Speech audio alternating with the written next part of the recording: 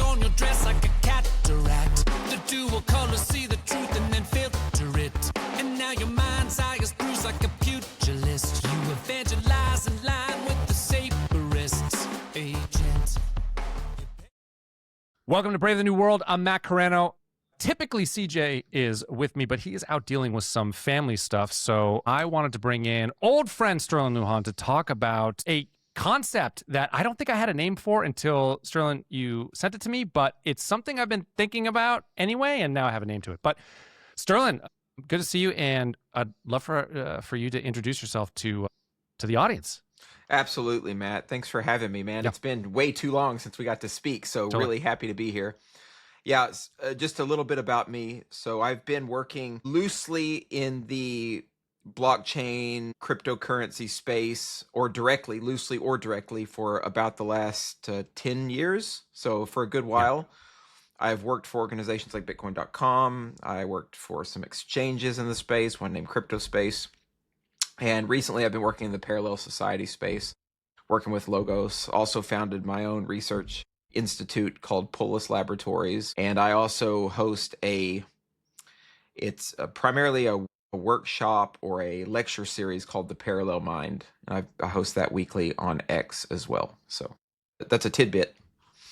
Yeah, and I'm sure we'll get into more of that too, because that's going to infiltrate our conversation a bit for sure. So kind of like kick this off a little bit and describe to the audience what we're going to do. So this episode is going to be a little bit different than normal. Typically, we talk about kind of specific current events that are happening, and even people who follow me on Twitter and see the videos that I've been producing, it's like a lot of current event stuff. But this is going to be a little bit more of a conceptual episode, but I think it really fits into what we've been talking about, specifically where it comes to like the Epstein stuff that's happening with that cabal. That kind of the thing that really struck me after looking into it is how interconnected the elites are, and then and sort of elite organizations are in kind of a super state level, and that kind of contributes to what we're going to talk to today. So yeah, as I said when we got started, I didn't really have a name for it, but we're going to talk about this concept called the Polycrisis. So Sterlin, I'd love for you to like describe what that is, and we'll go from there. Sure. If I want to tackle the terminology, and we can unpack it in a lot of different ways. I'll mention first your comment on Epstein and some of these like governmental cabals. This is going to be, you're exactly right, Matt. This is going to be directly connected to the Polycrisis, because there's another topic that we can get into and discuss that it kind of explains how we got to where we're at. And this is this idea of being embedded in a situation where we have vast failures of governance, right? Or government. Yeah. And these are usually exasperated by game theoretic failures in social coordination mechanisms. And I'll be a little abstract, but I'll try to always bring things back down to the ground. So when we talk about game theory, by the way, we're just talking about most people, when they live in society and they're trying to achieve their goals, whatever those goals may be, oftentimes they're in a lose-lose scenario. Yeah. Right? Because of the nature of the system, the way that it's constructed, and the fact that most of the incentives are very perverse, right? So we'll get into that. I just wanted to mention this is how ideas around the Polycrisis, which I'm about to define, fit very directly into a lot of the consequences that we're currently dealing with. And a lot of this takes the form of a lot of these issues that you guys are talking about right on your show, Epstein files, various kinds of governmental collapse, different types of attacks on the cryptocurrency industry. All this is like a fallout of this. So yes, we're going to conceptually analyze how this whole situation manifested, and then we can look at the solution that way. Because I personally don't like to take the doomer path or the black pill. Me neither. Right? And we'll try to, and I figured that was the case for you too, and we'll try to unpack how to move forward and get beyond this stuff. So perfect. Okay, let me start then with the Polycrisis. So this is a term. There's two terms really associated with Polycrisis. Polycrisis is one, and the other is metacrisis. A metacrisis is a term that was largely coined by one Daniel Schmachtenberger. Schmachtenberger is a huge thinker in the space. Usually we can refer to this space as individuals who see that we have reached what's been referred to as planetary boundary issues worldwide, meaning we have very high destructive competency as human beings now, right? With nuclear weapons and just, yeah, right. All the buildup around war, yeah. Superintelligence, potentially, synthetic biology, right? All kinds of catastrophe weapons. And then this is something we can get into. Well, let me just define. Okay, so much. Polycrisis, people hear the term and they just think, okay, it just means that there's a bunch of different crisis scenarios that we're confronted by. So that's part of the definition. It's all these things we mentioned, right? Threats of synthetic biology, threats from artificial superintelligence, governance and government failures. You also have oceanic microplastics, possibilities of different aspects of climatological change. I know that's a trigger word for a lot of people, and we can discuss that in a minute. Yeah. But we're just saying outlining what the typical idea looks like, okay? But it's not just the different crisis scenarios. It's also the fact that they overlap and they have cascade dynamics, right? Yeah. Which means that one of these crisis scenario potentially exacerbates another and creates new emergent novel properties as a result of that interaction. I mean, we saw it during COVID. You had an event and then there were systemic failures that came from it. So yeah, that makes complete sense. I mean, we're a global environment. We're largely interconnected, not just over the internet, but like in person. And so stuff that affects one will reverberate throughout the systems and affect the other systems, I think. Yeah. Well, yeah, 100%. Anybody who's even a tidbit familiar with chaos theory, with various forms of information theory, know that there's different types of triggers and different activities within a certain event scenario that creates novel properties down the line or downstream somewhere else. And we'll get into this again when we get into game theory. So this is the polycrisis. This is what we're facing as a species and that we have to solve.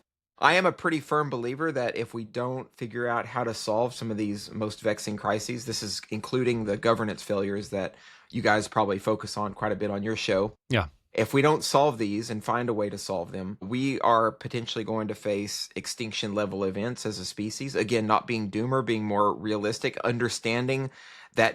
Because here's the thing, a lot of people would be like, well, that is kind of doomerism. People have been apocalyptic since time immemorial, sure. Right? But the thing is, right now in this juncture of time, we finally have the technological competency, right? And we've surpassed planetary boundaries on a lot of different fronts. And now we have the capacity to actually destroy ourselves in a variety of different ways, right? It wasn't even 10 years ago, not even 5 years, not even a couple of years ago, where a guy could sit at his desk and manufacture a bioweapon at home using a kit, right? That's not something that you could have done just a couple of years ago, right?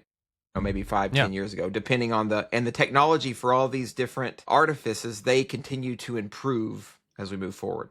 And what exasperates us too is there's no off ramp really right now. Like we're not interplanetary yet. Like we can't go anywhere to escape just in case something crazy happens. And it only takes one ultimately very crazy thing for some sort of extinction level event.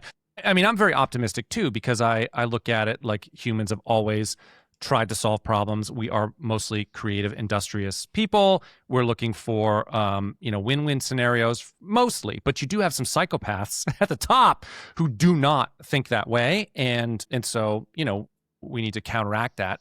I think technology is a big part of that. Technology, of course, I know you agree with this too, because it can be used for evil, but it can also be used for great good.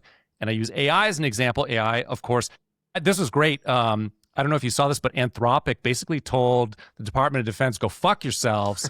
You're not going to use you're not going to use Anthropic. You're not going to use Claude to have completely autonomous weapons out there. We're not doing that with you." And then you saw like all of this, like, oh, now Anthropic screwed. It did all this like negative like force going back towards them, but anyway, so it can be used for evil, but AI could be used for protection too. If you have your own sovereign AI that's on your own machine that's looking out for your own benefits, that can counteract kind of the negative of poorly used bad AI. So anyway, please continue.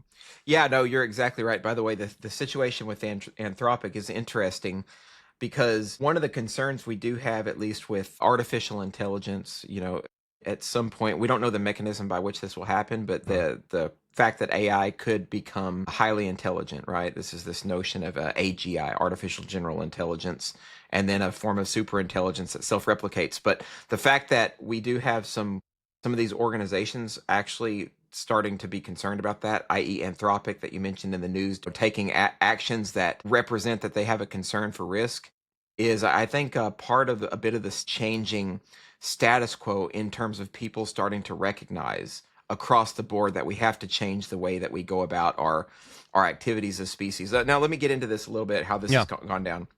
I have a little bit of a critique for the voluntarist community here, but it's all in good jest, right?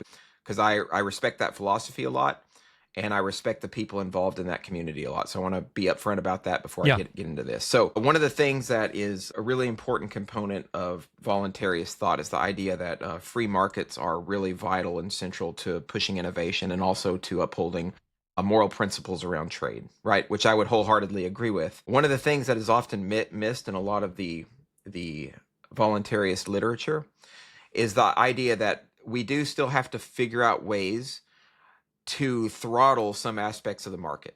And let me explain why I say it. And this is not to imply or to suggest that it has to be government. We have to get really creative here, right? Yeah. Okay, so one of the things here is that's not mentioned in almost any of the literature, and I'm going to get into game theory now, is that when you have an organization that doesn't have a print like Anthropic here, this is a good sign that times are changing. But if you have an organization, let's use Google as an example, that doesn't have any like risk mitigation for the possible fallout or downstream consequences of their technology, they're just not going to give a fuck, right? They're not going to care. And this is what happened, right? Google wasn't thinking about the fact that it could create a massive surveillance architecture all around the world, which is what it did, right? And this is why people like Above Agency, et cetera, have Googled phones, and people are like, we got to get the fuck away from this. This is really bad.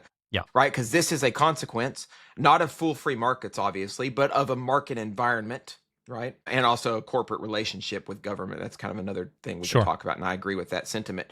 But it doesn't matter. The point is, if in any kind of market environment, free or even like quasi-free, like a mixed economy, as the Austrians called it, if we don't figure out ways to understand the downstream consequences and harms of what we create and build, and also when I use the pronoun we, I'm just referring to like human behavioral market dynamics generally, right now at least. Okay, so we have to be able to solve for those downstream consequences as a species. And this is something Daniel Schmachtenberger talks about, Matt. We are extremely capable and really good at developing for immediate term solutions, right? We see a problem, we go out and fix it. Yeah. And we're really good at that. And this is what most of the methodologies that we leverage using tech. So I work in tech as an example. So using like agile frameworks, right? Leveraging even like older models like waterfall methodologies, lean startup stuff, Eric Ries. These models are based on solving a particular problem and use like iterative feedback cycles to improve that. So something that isn't really built in these models, and you can read these guys' books, it's really about like appeasing stakeholders, right? Making sure you're getting capital so that you can make a profit and make sure that your stakeholders make a profit. That's what the whole thing is focused on. That's what ultimately how a free market works with an innovation cycle. But if you're not just churning out a widget, right? Here's an example. If you're a company and say you're doing this, Google is a perfect example. You're just iterating and you're trying to solve this problem of being a browser, and then you like, oh, now, well, data's cool too. We can do fancy stuff with data and algorithms. Let's play with that. We can do search. Okay, now what we've done is, because we're iterating on this and we're not thinking about the consequences, next thing you know, we've created that surveillance infrastructure. And of course, ironically, Google changed their tagline from "Don't be evil," right, to like, I don't even remember what the new one is. I don't know either, but it's like, okay, maybe we're being evil now, right? Maybe we can just accept that. But so here's the thing. This is what in game theory, what this is referred to, this like creating things. What we're doing is we're actually creating, actors in the market are creating perverse incentives. They're trying to optimize for their own well-being at the expense of human flourishing. Right? At the expense of holistic betterment, because they're trying to satisfy everyone that's in their bubble, right? Okay. So what happens here when that happens, you're like, if you're the company, Google, you've created this surveillance regime as a result of this innovation, iterative feedback cycle. And I've written about this before too. If you're a company, maybe you're just trying to churn out a physical widget and you don't realize you're polluting the stream down the well as a consequence of this. So this is why we have part of the reason we have the polycrisis. We have created all of these downstream harms as a result of being so fucking good about solving a problem in a narrow domain.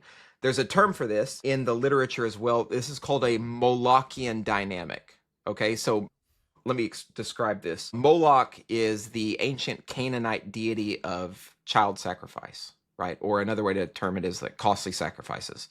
So the ancient Canaanites, they were a tribal society, and what they would do is they would sacrifice their children, right, to Moloch to ensure that they won the next tribal war, to ensure that they got a good harvest, to ensure that the weather was going to be good, whatever it is, to ensure a good hunt. But the thing is, they're meeting that short-term benefit, right?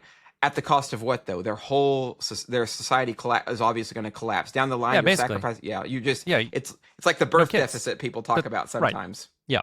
So this is a Molochian dynamic. We can get into the solution too for this, but I want to give you a chance we can talk about maybe all aspects of this and agree and disagree in certain components. That's fine. But the point is that the solution is we need to have some type of mechanism in the cultural, like in our cultural apparatus, to understand this fallibility of our market dynamics and our need to produce on a market. Daniel and his team came up with this idea called yellow teaming. You've probably heard of red teaming and blue. Yeah, go ahead. So talk about it. Yeah, like blue teaming is when you test a market for its success probability, right? And you put a small team together within your firm to test this. And red teaming is something that we do in tech sometimes. It's where you put a team together to see what the vulnerabilities in your technology are. Right. Adversarial. Right. Yeah. So these teaming are little mini pet projects within a project that's not focused on the market particularly. It's focused on like solving some problem. Yeah. So yellow teaming is what he came up with. It's a really new idea. He wrote about it on an article at his project, the Consilience Project. And it's the idea that a yellow team comes together to figure out what are the consequences, what are the repercussions of the technology or tools we're creating downstream. And how do we manage that? But right now, it's just that there's not a lot of incentive. There's some like regulatory incentive, quote unquote, but it's that there's all kinds of problems, regulatory capture, et cetera, with that's put into place. So I wanted to end it with that. I know I said a lot. We can talk about this, explore the different possibilities and thoughts, but this is a situation that by the way, I started with the critique of kind of voluntaries because I come from that school of thought. And all the stuff that I just said is almost never talked about in the literature. I agree. Like this is more of a leftist concern, typically, right? And the answer, like you'd hear this stuff from, and I don't mean this in a derogatory way. It's just that WEF, you would hear this at like Davos. You'd hear this type of stuff, and so in some ways, like it's good that they're thinking about this. Their answer is always more government, more surveillance, more authoritarian, more tyrannical regimes, more submission to the group and losing individual rights. That's kind of their method. But that doesn't mean these concepts shouldn't be thought through. They should. I wonder with the yellow team situation, I think there is incentives for companies to put this in place because it's their own existential future that they do have to consider. Like if they want to perpetuate their company, they have to know what potential problems they're going to cause in the future, I would guess. So there is a little bit of that incentive. And I also wanted to ask too, thought there, I mean, I'll have you respond, but the other thing is I think there's also a profit motive to solving some of the human crises as well. Because you kind of think about it in terms of is like landfills. Like no one likes landfills. It sucks burying trash. I mean, burning trash or burying trash, like that sucks. It just feels like you're defiling the land over time. But I do think that there is something to be said for future generations who want raw materials would actually mine those for raw materials again. And so especially if you ever get to a place where those type of materials are becoming scarce, why wouldn't you have a mining firm that goes in and collects it from our landfill? So that's just like one example. But yeah, so what do you think about, I guess, the retort that there potentially is a profit motive to solving some of these existential crises, and also that there are, to a certain extent, if a company is thinking long term, like they want to stay in business for generationally or whatever, they do have to think about some of their external consequences. Yeah, this is a really good. Yeah, this is kind of typically like the voluntarist response, right? Which is very legible, right? And it's also applicable to a lot of different scenarios, because I definitely wouldn't argue that there's no profit motive in all these problems. But I would say that a lot of the issues that we're dealing with, there's not always a profit motive. This is why we have this concept of a public good, right? And I don't mean public good like being a government good. I mean even like a technology, like Logo. You worked with Logos for a while. Like Logos is a public good that has principally centered development, right? And this is not something that you can have a profit motive to build, because it's focused on solving a certain kind of problem that's in a very narrow domain that doesn't always fulfill stakeholders right away. Right. And this is, of course, why trying to get to a point of even having profit on something that's a public good is very difficult. So a lot of traditional investors or legacy investors, entrepreneurs, anybody who's has a fund or is an angel investor, they're very hesitant to get into these kinds of projects, because the gain, right, the profit from that is potentially way down the line. Yeah. Right? Oh, and let me just explain for the audience too. Logos is software. It's open source software, which means that anybody can see it, can work with it, can fork it, do whatever they want with it. So therefore, it's hard to build a business on that if you're the one developing that software in the first place. Other people can take it from you without having to put in the development costs that Logos did in the first place.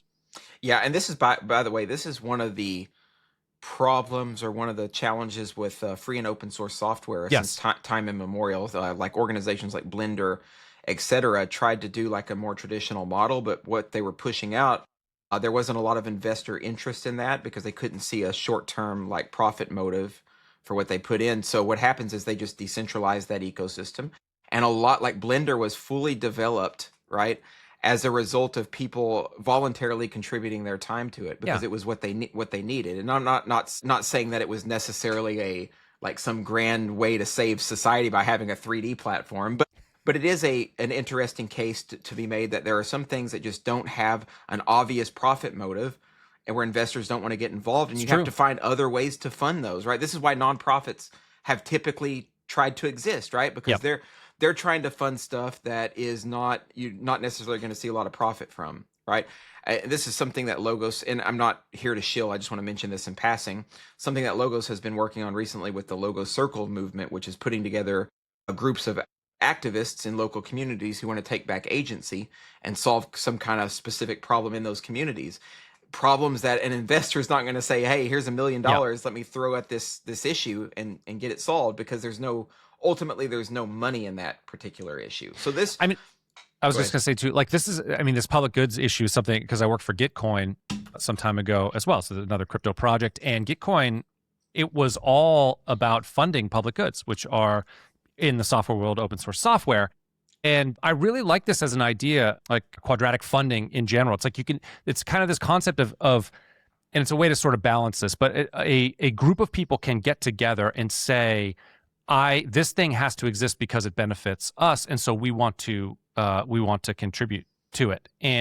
But you do it using QF, you can do it in a way that creates this pool, and then there's sort of this vote with dollar situation. I won't get into the specifics of it because then we'll be here for a while. But I liked that sort of very voluntary way of funding these things that need to be funded. So I thought that was an innovative solution, and I think there are others out there, which we can get into when we talk about the solution stuff.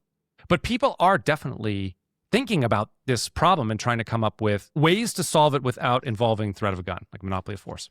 That's right. So, and I think this is a really interesting piece to talk about, because this is where the rubber meets the road. Yeah. I think we have a very strong understanding that the voluntarists, anarchists in general, are right in their assessment of the status quo, especially of the state having monopolistic coercion and coercive forces solve problems, has largely failed. I think that they came up short in their focus on markets, especially on the voluntarist side. But I think now what we're doing is we have a group of people who are very interested in how can we solve these problems in a market environment without coercive monopolies, but also that we're not just saying, well, the market is just going to come to terms with it. Instead, now what we have is, like you mentioned, we have technologies that can help us out in this manner, like these funding technologies, quadratic funding, deep funding. There's a lot of different versions of this, and you're right, we can't get into all. That's a whole nother episode. Yeah. But we have that, plus we have all of these novel parallel societies cropping up all around the world that are a lot of times target solving a particular issue, right? Like Prospera, just as an example, but they're very focused on human longevity, regenerative medicine. So they have one single, Balaji calls it a one commandment. And by the way, I don't agree with everything he's doing, but I would say that that's a good idea, Yeah. where you come in, you create this space, and you want to solve this problem. Because here's the other issue that we're contending with when we're dealing with the polycrisis. A lot of these really trenchant, deep issues. And let's just use like oceanic microplastics as an example. This is what philosopher Timothy Morton has called a hyper-object, meaning that it is a problem that moves beyond human timescales. So we're alive and we're dead, and this is still a problem. Many generations are alive and dead, and this is still an issue. So in order to understand that, we have had to leverage what's been referred to as planetary computation. So we have like a sensorium, a bunch of data sensors all throughout the ocean that are constantly pulling in information, right? Different data points, warmth, tide, salinity, a bunch of different metrics in the ocean. And we pull that information together to create an analysis and to try to understand what exactly is happening. So the point is this: we're having to figure out ways to come together to solve problems that we could never solve in a traditional market, because we can't solve it in the ways that our legacy institutions typically think about solving problems. Right. About like, okay, there's the issue, let's churn out whatever widget or whatever tool to fix it. Now it requires more like multifaceted and multivariate responses from a lot of different segments, and it also requires thinking over time, right, into different timescales. And that requires very strong, like AI has a role to play in this, various technologies, parallel societies. This is, by the way, and I'll let you chime in on this, this is what I'm just referring to as needing to like awaken a planetary mind. So something like Pierre Teilhard de Chardin called the noosphere, right? Some way so that we can like compute these problems in a way that is comprehensible to us, in a way that we can understand them over the long term so that we can have solutions. And of course, playing directly back into the fact that just having a traditional market program based on appeasing stakeholders isn't good enough to solve these problems, is the point.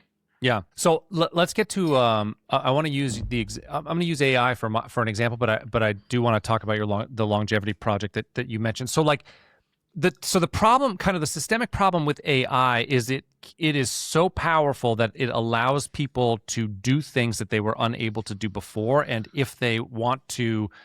Like they can, in a good way, AI for me, because I've been using it a lot lately, it extends my capabilities a lot further than I can myself. I become a decision maker and a manager, but the actual production of stuff, or like the technical part of stuff, I can outsource that to this thing that doesn't sleep, doesn't eat, doesn't stop. And so I can be, as a productive person, just a lot more productive. Well, me, if I wanted to use my productive energy for, as an evil genius, I could impact the world to a much greater level than I could just myself with my, current capabilities, with my current assets, like whatever, my current sphere of influence. So it just allows anybody to really extend their influence by a lot. And so because that's a systemic issue for the world, because you do have a certain percentage of the population who does want to do evil, or they don't even think about it as evil. You have a psychopath. They don't think in those terms. They just think about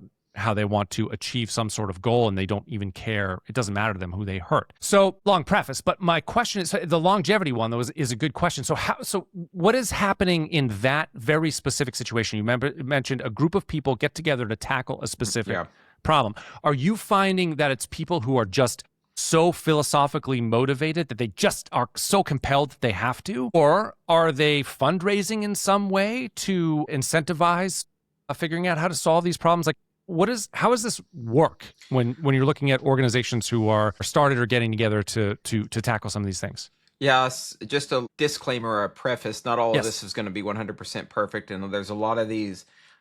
So a lot of these organizations and institutions of parallel societies, simply because it's a human tendency, follow like skeuomorphic design, right? They're implementing older design principles, older economic principles, and applying them to their work. Yeah. And I would say that is a potential failure mode. With that said, that's not the case with everyone. And I think what is really happening, if you look at these parallel societies and the organizations they're in context, what they are is they're trying to find a way to free up their ability to work on a particular target problem without having governments like interrupt them. They're looking for sandboxes regulatory wise, but more importantly, they're also looking for a cultural container. They want to be around people who share their values, who harbor their philosophical mindset, because when we're all like entrained, right, when we are mostly getting along, we're unlikely to spend our time politicking, right? Draining glucose as a result just of arguing and debating and Yeah. being concerned over like minutia,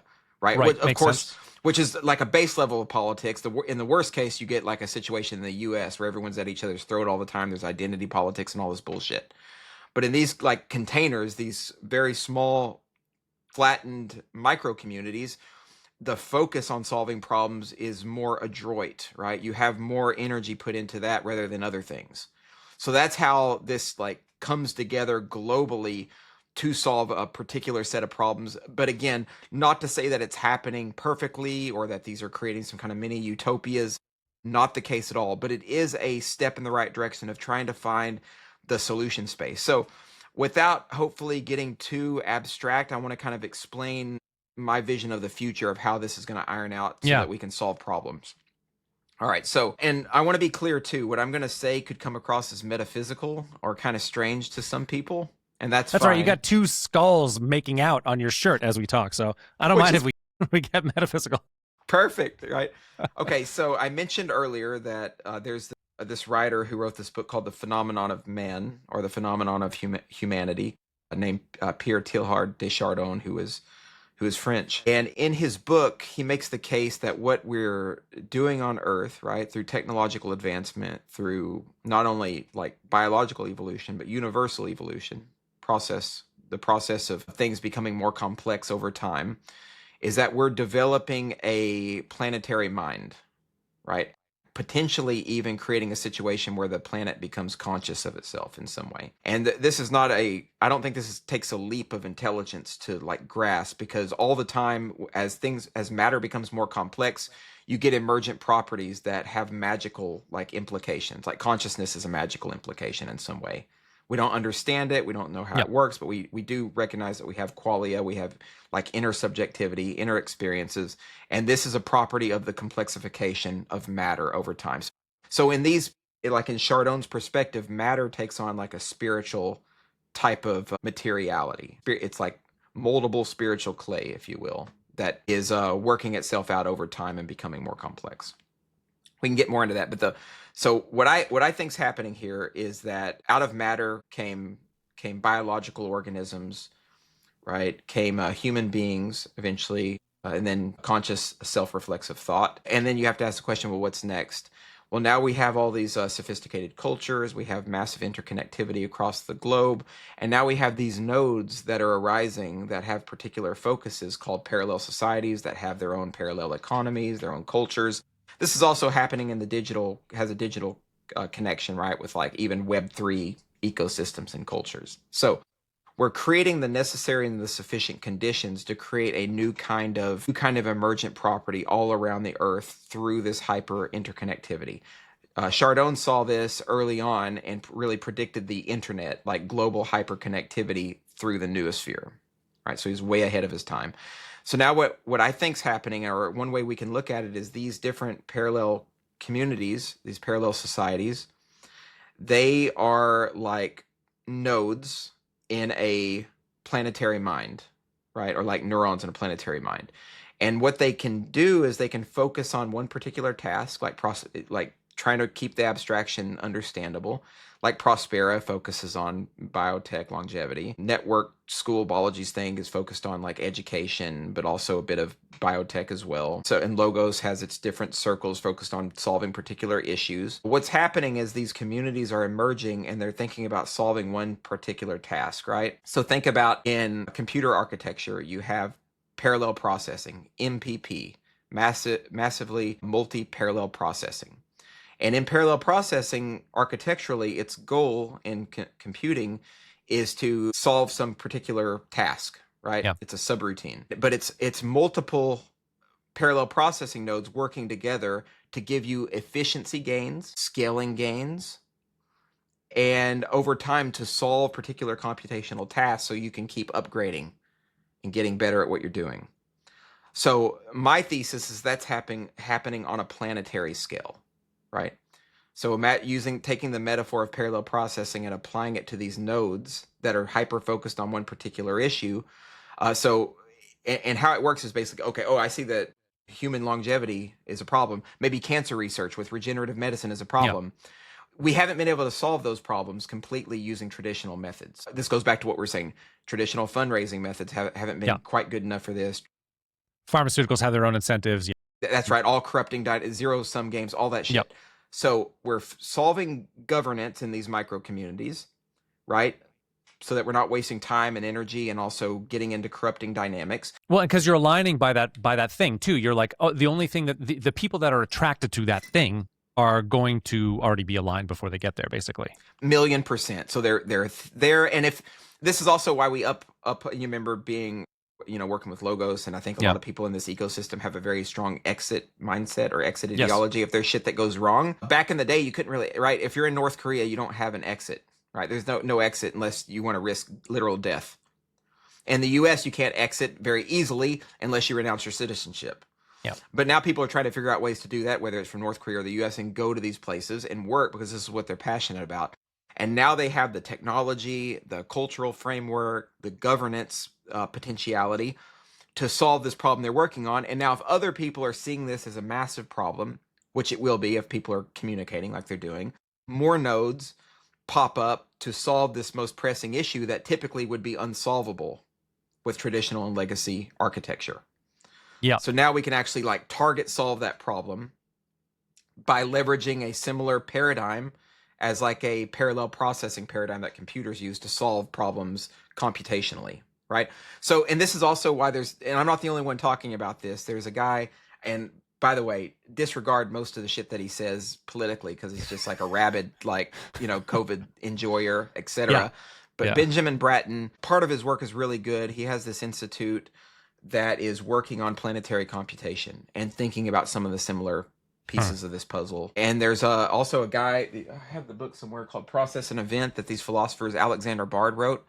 And their thesis is that over time, everything is becoming more complex because it's a building up toward the creation of some type of divinity, right? So it's this is what Chardon's final view was as well. It's an omega point. I'm not necessarily taking it that far. I do think that ultimately we can construct toward that because this is just the nature of how emergent properties work when you get more and more complex forms. But I do think at very least it gives us a very realistic architecture to start solving problems and thinking about problems in ways that are completely novel and ways that we haven't done before. And this is what's happening right now, in my view. And it has to be emergent because there's no way to orchestrate this from a central planned kind of scenario. It just does not work. So, but then how do you perpetuate it though if it is emergent? Especially, are we fast enough to react to some of the global problems that we face? I mean, even just take another COVID event. Again, it ended up not, it ended up being that the fear around it and the response to it was much worse than the disease itself. But that doesn't mean that there wouldn't be some sort of global pandemic that would be a real problem for us. So how do we, as humans, in an emergent way, plan for that without some sort of central infrastructure that's just going to, have its own? There's so many problems with it. A monopoly, it has its own will that's a lot of times not humane, basically. But yeah, how do we do this in an emergent way? Yeah, well, I think first we have to start with the idea that let's just assume this is just to bear with me, let's just assume that the pandemic was real, right? There was actual disease that was killing people. I know there's a lot of people who don't agree with that. I think that largely it was political fervor. Yeah. Right? It was theater. A lot of it was. That's my personal opinion. But let's just assume that this is a real thing that happens or that could happen. So for one, the first thing is you can't solve that problem anyway you can even solve basic problems in a top-down command and control economy anyway. We know the failures of communism in the 20th century have all been because they tried to command everything from the top down. I think the Austrians were largely right when they talked about things like the economic calculation problem. Exactly. We know inherently that in order to solve problems, you have to have some level of decentralization, and you have to have actors in those environments addressing problems of their own volition, right? And that's how problems get solved in a very quick, rapid fire sort of way. So I think that that's just a natural part of the issue. I think the other piece is that we have to apply all of the new tools, all of the new technologies, but not just that, also all of our accumulated and collective wisdom, right? I think this is the one thing that people don't talk about enough in any of the anarchist traditions, this concept of wisdom, right? We've built up so many really nice tool sets. We have a lot of experience on how things work and how we can push things forward. We also have a lot of experience on how things fail. So if we're bringing our collective wisdom to bear, and that's what I think we're doing with the possibility of building a parallel mind, right? Upgrading our planetary architecture, is that we're building new governance frameworks. We're building new coordination mechanisms to be able to respond to these kind of emergent crises events very quickly. Let me give you let me bring the abstraction down to just give you an example of how we can think about this using a new kind of wisdom training. All right, so we know through looking at things like chaos theory, right? Looking at the things like mathematical attractors. We know, in thinking about black swan events, we know because of the way that we understand how these dynamical systems work, that there are going to be emergent phenomena, some of them bad, right? They're going to emerge rapidly, but there's always like a mathematical hint that they're arising. This is what's referred to as an attractor, right? An attractor is something that a chaotic system tends toward. And we have addressed attractors before. More recently, let's think about Bitcoin for a minute. At one point in time, Bitcoin was an attractor. It was there. It existed. Somebody created it, but no one gave a fuck about it, except for a few people. The quicker that we're able to respond to attractors in the overall environmental system that we just call planet Earth, right, or culture or technology or whatever, the quicker that we're able to respond and push that forward, to put some momentum behind it, put some human ingenuity behind it, and make it into a thing that. So in a way, if we're really paying attention to attractors and we understand the dynamical nature of the system that we're in, we are able to not only predict the future, but mold the future in the way that we want to see it. So let me ask you this. So this seems like a signal noise issue, which is going to get worse because of all the AI content that's going out there. You're going to have multiples and multiples of people who are just sending out noise, or static, right? So how do we amplify something? Your point was well made with Bitcoin. This was a kind of a it was a generational move in a very important direction. But again, 2008 when it was created, I didn't hear about it very early, but I didn't hear about it till 2011 or 12, I think. So 4 years into it. So how do we, using wisdom, amplify the technologies or the systems or whatever that will bring humanity forward and remove all the noise, like get rid of all the noise, filter out all the noise around it, and let that shine through? How's that happen? Yeah, I think a good example of how that's happening now and how we can like make it more acute, or raise awareness is, well, first one of the examples is of one happening right now is parallel societies. Yeah. Right. And thinking about how Bitcoin, how this ironed out, going from virtually non-existence within 10 years to being like a global phenomenon. And this is notwithstanding any of the critiques we might have of Bitcoin and that ecosystem. Yeah, of course. That is in the grand scheme of universal time, that's like not even a wink. Right. That's true. Yeah. This is happening with technology, generally speaking. So in a way, we are like starting to nail that down. But I think what has to happen now, because there's probably still attractors that get away from us, right? I very much believe in like human agency and free will. I don't think that everything is just like Terence McKenna thought that we were just moving toward this strange attractor at the end of time and we didn't have a choice about, getting there. It's like gonna happen. And maybe in some way it is gonna just happen. But I don't think that we're necessarily have to be involved in the story. We could get eradicated and shit's still gonna transpire universally without us. But I think what we have to do is we have to continue to create evolving frameworks for understanding attractors, right? It's like seeing the parallel society phenomenon is like an attractor. And now we need to just continue to generate as much human interest and put as much human energy and capital into these as possible. And that requires a couple of things. One, the frameworks, the technological frameworks, the intellectual frameworks. And I think something really important that's not discussed enough is like the cultural frameworks. Because our traditional cultures, like if you're not thinking about any of this stuff at all, if you're just living in the US in your small town and you're like just downloading all the Republican propaganda, well, you're probably not tuned in to what's happening around in terms of these attractors. So I think Sure. trying to continue to break our society, to miniaturize our societies, to create more of a cosmopolitan and a plural earth where people can easily opt into these different kinds of communities, like continuing to upgrade that, not only like in reality by creating them like we're doing, but also to educate people on this phenomenon, is it puts us into a better position to be able to react quicker to this emergent phenomenon. Just like we talked about, without getting too abstract, it's simply a fact of not being as centralized. Yeah. And this is, by the way, this is the spiritual component of decentralization. This is just suggesting this is how we move forward in a way that not only liberates us in a very moral sense, but also allows us to save ourselves in the process. And I really believe that.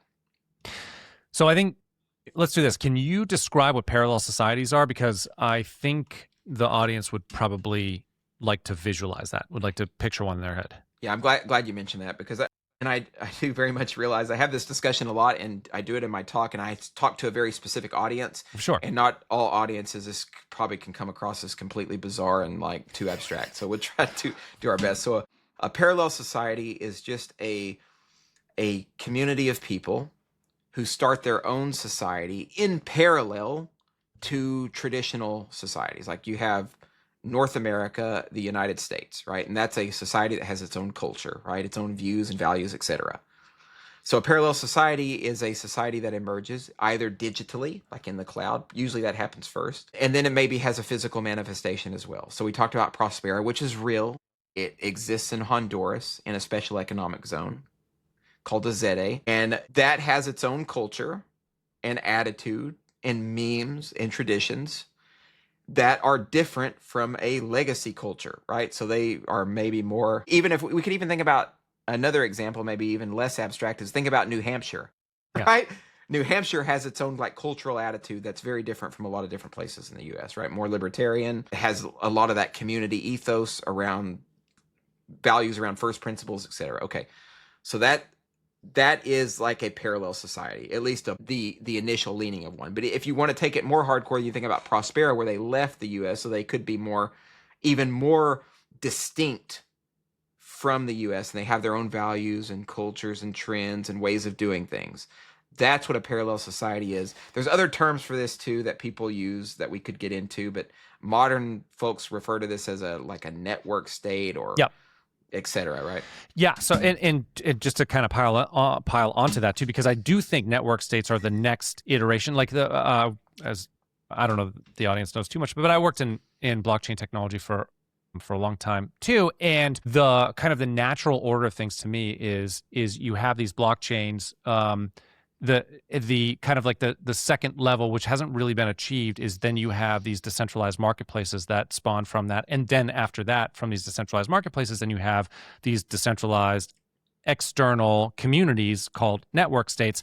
And what a network state is to me is it's just a group of like-minded people or people who share some amount of philosophy who come together and pool their resources and create their own basically external state that provides some sort of goods and services to them, and they pay into it some sort of like dues or monthly fee or whatever. And so imagine, the government in it. If you think about it in a kind of a pure way, it's providing reputational services, like, oh, this person's okay to do stuff with, but it's also it's supposed to provide some sort of good collective goods and services for people. I don't think it's a good way to do it, but that if you think about it in like the nicest way, well, a network state can do the same thing and maybe provide education services or insurance or travel or whatever. Those things are, to me, like the way that we can there's no political solution in my mind to the problems that we have of the nation state. And to me, that is that developing network states using technology to circumvent the nation state is the only way that we get out of this mess. And then imagine a scenario where you have a network state with enough people who are opted in. So you have 1 million people all part of this network state together. Well, they have a pretty large like economic footprint now. And so then with that, they can start to negotiate with nation states for preferred living status, low taxes, whatever. And then you can start to really move into one location if you want to together. And thus, the new world is born. But anyway, so that network state is like I think is that's a desirable next societal step in my mind, and I hope it does come to fruition. But that's just an example of a parallel society that using technology we could have in the near future. I hope we do. Well said, Matt. I think exactly that. So even if nations or even if network states or parallel societies don't actually compete with the nation state in terms of they like negotiate and figure out their own situation, it's also possible. I mean, that could happen. Another possibility is, and that we can actually work toward, is that their existence slowly erodes the capacity of nation states, and nation state services get just unbundled. There's a whole philosophy and school of thought around this called panarchy. I think we've talked about that, but you're familiar with it. Or cosmopolitanism, where different aspects of the state, quote unquote, services get unbundled over time, and then they get disseminated throughout the market. Market actors get to offer those governance. That's all that a network state, quote unquote, is, or a parallel society is. It's actors offering different types of services, right, governance and otherwise, to people who voluntarily opt into them. I think even, and this is where we all agree with the like voluntarist frameworks, it's a key part of exit is being able to voluntarily opt in and engage with people who you agree with. And I think that's something that we all will universally and unilaterally agree on, right? I did want to mention too, is that this will definitely appeal to your audience, and I want to get into it just a bit. So you mentioned the politics that everybody engages in. I mentioned earlier that this is a huge drain on human resources, on human capital, on time, on glucose. All of our various energies are largely consumed by politicking and politicking and politicking, which doesn't serve any practical function in terms of the longevity of the species. What it is it actually causes like undue harm on a mass scale, right? Because politicking is just trying to get it's like playing one-upsmanship on another person and then trying to get some like third party to control those people. That's all politics in this context are. And I think what's happening with the emergence of parallel societies, network states, etc., is that we are moving into a position of thinking about abolishing politics or politicking. No one's ever going to agree with everything in any given society, but politics and the need for it is greatly reduced or even eliminated if you have a more flattened and decentralized society, because people are able to move into the different kind of communities a lot easier. And this is something that was written about. This is actually an old book. The guy was way ahead of his time. I recommend it. I think it was in 1957. Leopold Kohr wrote The Breakdown of Nations. And he was one of the first people to make the case, why don't we just like break down all the different component parts of a nation and flatten everything? So he made an early case for decentralization. But this has to be an important part of our growth and maturity as a species, because we're going to politics ourselves into an early grave as a species unless we figure out ways to organize ourselves, coordinate, and solve problems without having to constantly be at each other's throat. And a lot of people will be like, well, that's delusional. Politics has already existed. This is going to happen anyway. But I think we already have evidence that some communities are starting to not thinking about politics anymore. And already people in the US have been largely, they stopped even caring about politics or trying to. You hear a lot of people say, I don't engage in politics, I don't vote, whatnot. But they don't understand all the philosophies around it. I think what's happening is people are saying now we can join into these digital communities, whether it's a blockchain community or otherwise. And in that way, you're in some ways escaping the politics of your traditional culture, and you're engaging with people who you care about, who you want to talk to, who agree with you. And you can kick out the people who don't, digitally block them or whatever, who don't agree with you, right? And now those communities, this is how network states actually came to fruition. Those communities online who had those values and took the actions that I just mentioned are now manifesting physically around. And this is not something that's just minutia or like a fad or like a flash in the pan. It's happening all around the world right now, right? Yeah. All the Zuzalu movement, like network state movement, parallel polis or parallel society, this is happening everywhere, and people are manifesting these because they realize that the traditional systems have failed on so many different domains, and that we have really pressing problems to solve. And most people in the US are just talking about, fucking Trump and all the issues, and like, how do we like even figure out how to get along with each other? And that's a non-starter, I think, for thinking about our problems that we're facing polycrisis wise around And the world. as you said before, too, it took technology. Like, you needed to have some sort of infrastructure in place before those things were possible. And we have the internet now, so communicating with like-minded people all over the earth is now possible. We have blockchain technology, so we can now coordinate with people all over the world. We couldn't do that 20 years ago in the same way. So that exists, and of course, humans who are looking for connection and a better way, and to coordinate and to work with people and to be creative and to build. They're finding each other because that technology exists now. So I guess I have two questions for you. One is, the nation states are putting their finger on the scale, though, right? Like, we've got all these. If you think about the polycrisis, you think about all the global issues that humans face.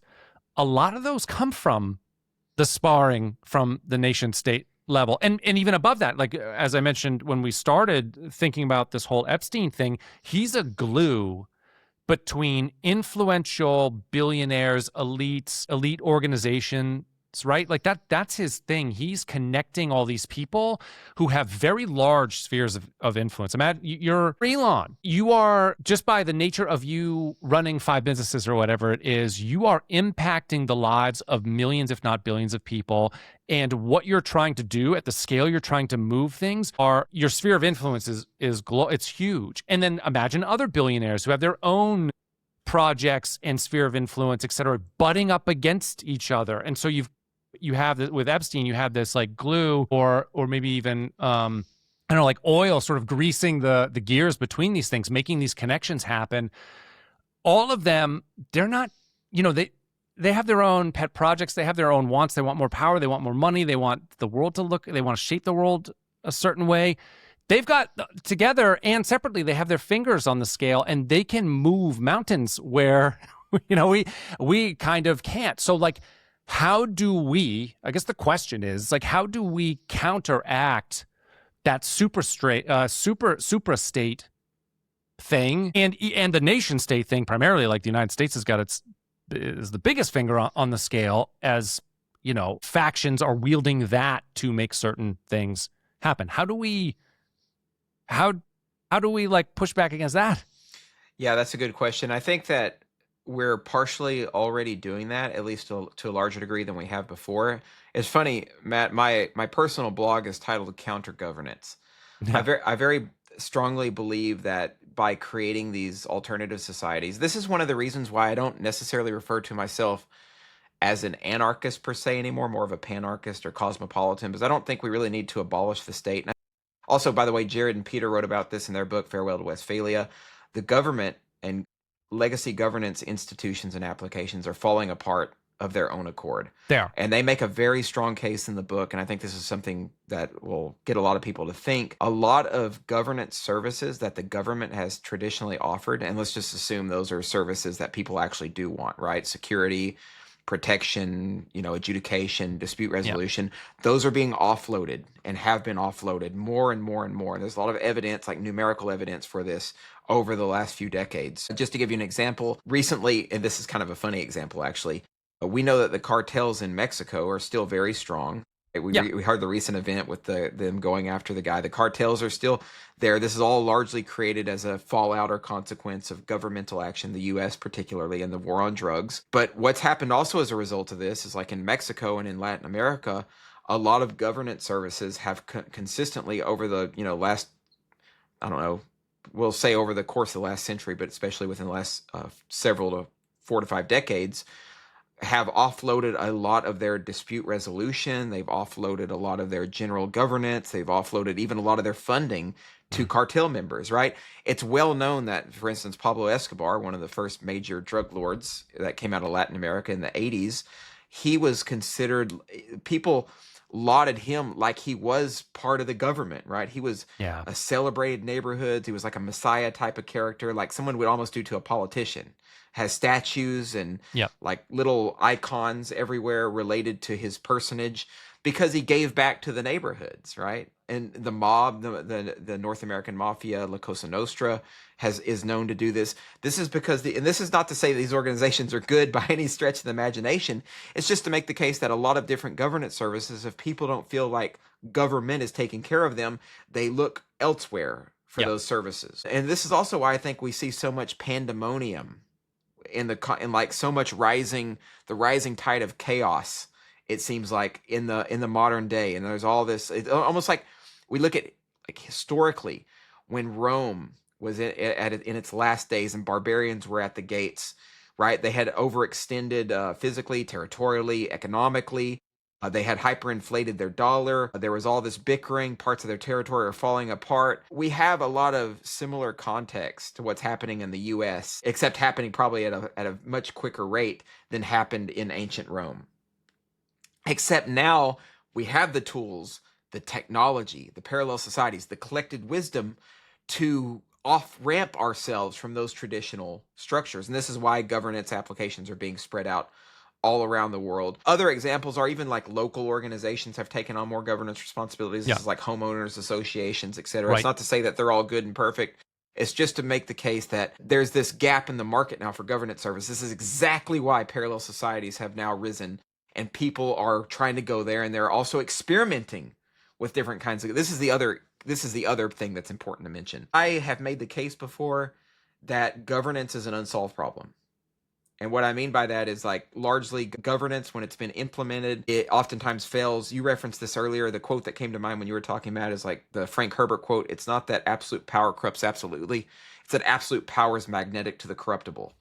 So we have a solution to that by decentralizing power, by creating parallel societies, which is happening, and then people emerging in those communities to experiment with novel coordination mechanisms and way of arranging that meets the needs of those communities. And then if bad things start to happen, now they can actually exit.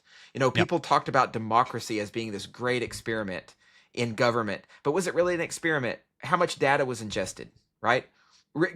Okay, how much data was ingested, how much analysis was done. Instead, it was just like really forced on the people, and then it was just copied and pasted all around the world as the ancient regime fell. People called it wasn't an experiment, not in like the scientific sense of the term. No. An experiment would be if all 50 states in the United States had a different form of government, and then, you know. Which was the original plan, or so it was the original plan. Yeah. Or at least more, closer to that, for sure. Right. No, I think that's a good point. Yeah, I guess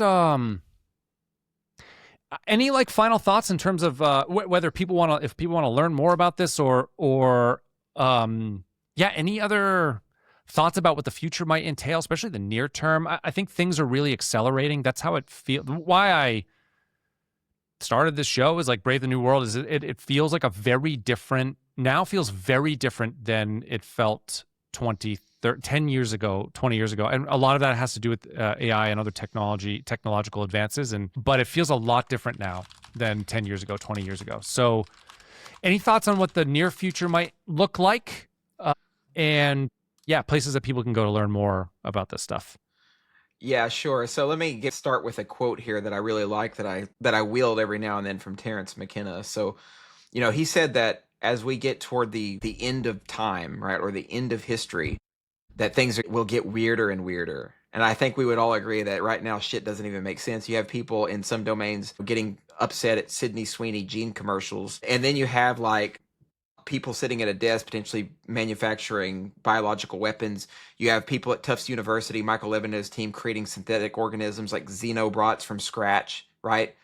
Telling cells how to think. You have all this crazy shit happening, and then things that don't even make sense, like people getting mad over just trivialities. So this is what he said. So he said, where I have the quote, he said, "The mushroom said to me once, this is what it's like when a species prepares to depart for the stars. You don't depart for the stars under calm and orderly conditions. It's a fire in a madhouse." And that's what we have, the fire in the madhouse at the end of time. Like, I think he said that was in the late 90s. That was like one of the last interviews that he gave before he passed away of cancer, unfortunately. Yeah.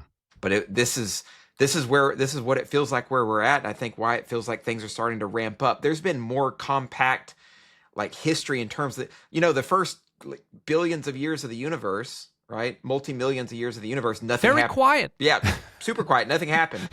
Now it's like the news has just came on and like the streets are rioting. The apes have descended from the canopy jungles, right? The Yeah. people are throwing Molotov cocktails. Like all the shit is happening. And so I think in the near term future, we just continue to see more of this. But I do think we also maybe start, and again, this is just speculation. This is kind of my hopes and dreams and desires too, because it's what I'm working for. But I do hope that we are able to like punch through this by creating these new social efforts around community. That's it, like around community, like building communities in a way that doesn't create these giant command and control economies where people can reconnect. that is happening. I think we're going to, I don't think it's a flash in the pan. I think we're going to continue to see that. I think we're finally going to and we'll continue to see more people talking about the importance of using our wisdom.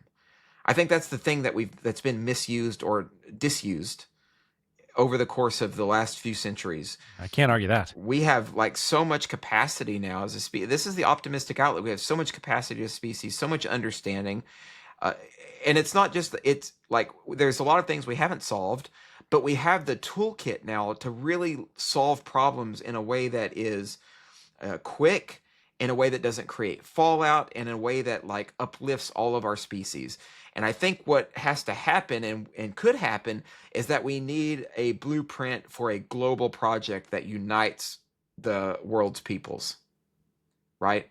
Everyone's always like culturally at each other's throats, right? There's all this talk of immigration, right? That's been huge in the last decade or so, and that being a problem. But think about like being able to come together with like a project like the Parallel Mind or planetary computation, and understanding that the Polycrisis is something that we all have to work toward fighting together. And this is also where politics dies. This is wisdom, right? Because if you all understand, if everyone understands that we have to solve this and we have to solve it now, we naturally come together, figure out ways to like resolve our problems, whether it's going to a parallel society, whether it's figuring out how to live with your current physical neighbors. That's what's got to happen in order for us to move forward in this firehouse, this madhouse that's on fire at the end of time. But I do think that it's going to, in the short term, this will continue to ramp up, but also these efforts that we have toward building the solutions will also continue to ramp up. And maybe there's also something that I think bears mentioning. Again, we talked a little bit about AI. I think the impact that artificial intelligence is going to have on all of our governance and all of our coordination and the way that we build and the way that we work is going to drastically continue to shift into the future. And I think it's going to continue. Like you mentioned earlier, I just wanted to mention this too, Matt. Yeah. Of how it's like a prosthesis, like an extension, makes yourself better. Yes. I don't hardly have any free time because of the work that I'm doing, but at night, because I have AI, I just for fun started to learn how to code and do like I'm modding a video game. Yeah. Something I never would have done. And I've actually got actual code written. I've got the like characters in the game. I never would have like even considered taking the time to do that. But now I'm totally doing that.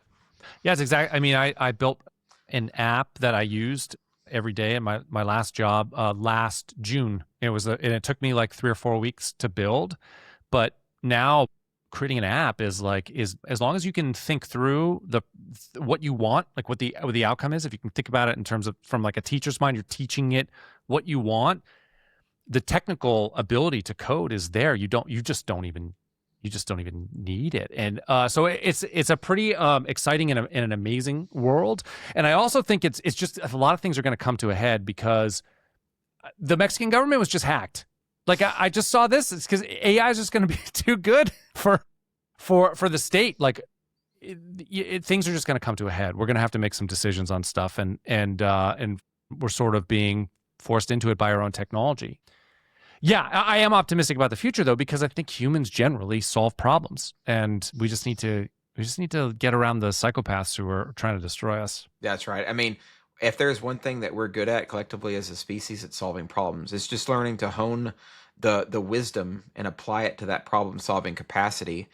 And 100%, like to prevent the psychopaths and the sociopaths and the kleptocrats and all these nasty people from doing bad things to us, we have to continue like decentralizing and flattening our ecosystems, because that's not only the key to preventing those guys from running amok, right, running roughshod over the rest of us. It's also how we can figure out how to innovate in ways that protect our environment, that protect ourselves, Yeah. and that allow us to understand what the downstream consequences of the things that we're doing. So that's my big message. It's like, yes, the centralized systems are what mainly cause these structural problems. And one last example that I want to give before I know we're like overdue here. I love chatting with you. So in a political system that is hierarchical, the zero-sum game dynamics, they reach a fever pitch. Yeah. Because everyone who's a politician or in this like predator class, they're optimizing for their own benefit, which means they're trying to get up in the next higher rank. They're thinking about their career, maybe their family. They don't give a fuck about the consequences of their decisions.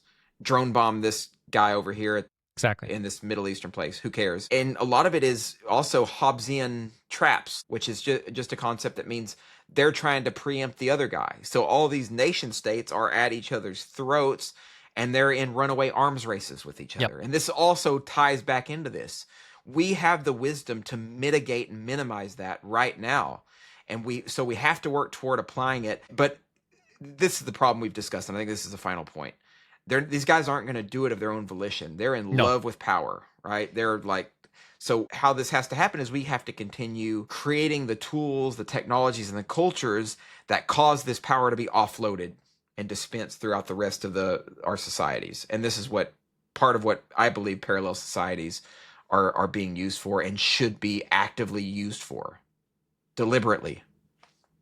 Yeah, I couldn't agree more. I think it's the technology solution to our problems and to unwind all the damage that's been done by the centralized nation state. I often said I don't vote because I just don't think it really matters.